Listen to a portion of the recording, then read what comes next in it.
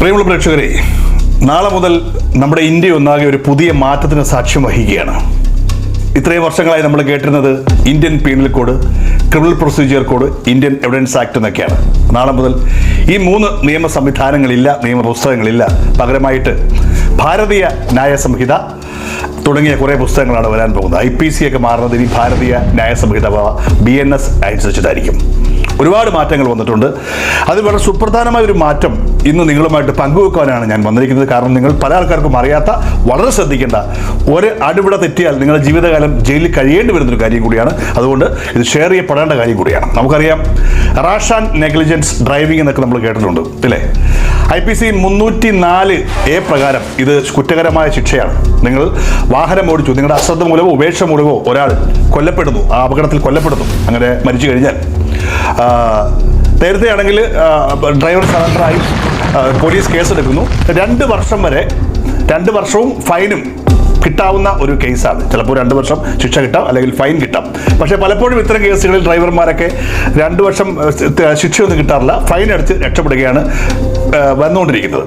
സ്വാഭാവികമായിട്ടും ഒരാൾ ആ അപകടത്തിൽ മരിച്ചു കഴിഞ്ഞാൽ വലിയ ഭയക്കേണ്ട ആവശ്യമില്ലായിരുന്നു ഇതുവരെ. പക്ഷേ പുതിയ നിയമപ്രകാരം BNS 106(1) ക്ലോസ് പറയുന്നത് ഇത്തരത്തിൽ rash and negligent act, driving എന്നല്ല, ഇത് ഡ്രൈവിങ്ങിന് മാത്രമല്ല, നിങ്ങളുടെ കയ്യിൽ അബദ്ധം മൂലം ഒരാളുടെ ജീവൻ അപകടം ഉണ്ടായിക്കഴിഞ്ഞാൽ, നിങ്ങളുടെ അബദ്ധം മൂലം, നിങ്ങളുടെ അശ്രദ്ധ മൂലം, നിങ്ങളുടെ ഉപേക്ഷ മൂലം ഒരാൾക്ക് ജീവൻ അപകടത്തിലുണ്ടായാൽ മരിച്ചു കഴിഞ്ഞാൽ, നേരത്തെ ഫൈൻ മാത്രമായിരുന്നെങ്കിൽ ഇപ്പോൾ അങ്ങനെയല്ല, 5 വർഷം വരെ നിങ്ങൾക്ക് അകത്ത് കിടക്കുവാൻ, ജയിലാകാനുള്ള, ശിക്ഷ കിട്ടുവാനുള്ള വഴികളുണ്ട്. സ്വാഭാവികമായും അത് കൂടുതലും വരുന്നത് ഈ റാഷ് ആൻഡ് നെഗ്ലിജന്റ് ഡ്രൈവിങ്ങിലാണ്. നമ്മൾ വഴിയിലൂടെ വാഹനം ഓടിച്ചു പോകുമ്പോൾ ഒരാളെ ഇടിച്ചിട്ട് വേണം മരിച്ചു പോയി കഴിഞ്ഞാൽ ഇതുവരെ നമ്മൾ കുറച്ച് കാശടിച്ച് രക്ഷപ്പെടാവുന്നതാണ്. പക്ഷേ ഇനി അത് പറ്റുകയില്ല. കുറ്റകൃത്യത്തിൻ്റെ അളവനുസരിച്ചിട്ട് 5 വർഷം വരെ നിങ്ങൾക്ക് ശിക്ഷയും കിട്ടാം, ഫൈനും കിട്ടാം. അപ്പോൾ അത് പ്രത്യേകം ഓർത്തിരിക്കേണ്ട ഒരു കാര്യം മാത്രമാണ്. ഒപ്പം തന്നെ ഈ 106 ക്ലോസ് 1 ഒരു കാര്യം കൂടെ പറയുന്നുണ്ട്. ഇത് ഈ റാഷ് ആൻഡ് നെഗ്ലിജന്റ് ആക്ട് ചെയ്യുന്നത് മാത്രമല്ല, മെഡിക്കൽ പ്രാക്ടീഷണേഴ്സ്, നമുക്കറിയാം നമ്മുടെ നാടുകളിലൊക്കെ ഡോക്ടർമാർ അശ്രദ്ധ മൂലം ഒരുപാട് ആൾക്കാർ മരിച്ചിട്ടുണ്ട്, ഇല്ലേ? അനസ്തേഷ്യ കൂടിയിട്ട്, ഇഞ്ചക്ഷൻ മാറി വെച്ചിട്ട്, ചില ടൂൾസുകളൊക്കെ അകത്തേക്ക് വെച്ച് തുന്നിക്കെട്ടിയിട്ട്, ഇങ്ങനെ ഏതെങ്കിലും രീതിയിൽ ഒരു മെഡിക്കൽ പ്രാക്ടീഷണർ അശ്രദ്ധ മൂലം, ഉപേക്ഷ മൂലം ഒരു അപകടം ഉണ്ടായിക്കഴിഞ്ഞാൽ, നേരത്തെ അവർ കുറച്ച് പ്രിവിലേജുകളൊക്കെ ഉണ്ടായിരുന്നു, പക്ഷേ ഇപ്പോൾ അത് മാറുകയാണ്. അത്തരത്തിലുള്ള ഏതെങ്കിലും രീതിയിലുള്ള ഒരു ആക്ട് ഉണ്ടായി കഴിഞ്ഞാൽ ആ ഡോക്ടർക്കും 2 വർഷം വരെ ശിക്ഷ കിട്ടുവാനുള്ള സാധ്യതയുണ്ട്. അപ്പോൾ അവരും വളരെ സൂക്ഷിക്കേണ്ടതാണ്. അതോടെ അവർ ജോലിയും പോകാനുള്ള സാധ്യതയുണ്ട്. കാരണം മെഡിക്കൽ നെഗ്ലിജൻസിന് നേരത്തെ ഒരുപാട് പ്രിവിലേജുകൾ ഉണ്ടായിരുന്നെങ്കിലും പുതിയ ആക്ട് അതൊക്കെ മാറ്റിക്കൊണ്ടാണ് പറയുന്നത്. അതുകൊണ്ട് ഡോക്ടർമാരും മറ്റാൾക്കാരൊക്കെ സൂക്ഷിക്കണം. നിങ്ങൾ ചെയ്യുന്ന ആക്ടിലൂടെയും ഏതെങ്കിലും രീതിയിൽ ഒരു ജീവന് അപകടം ഉണ്ടായിക്കഴിഞ്ഞാൽ നിങ്ങളുടെ കാര്യവും തീരുമാനമാകും. അപ്പം പ്രത്യേകം റോഡുകളിലേക്ക് വാഹനവുമായിട്ട് പ്രത്യേകം ശ്രദ്ധിക്കുക.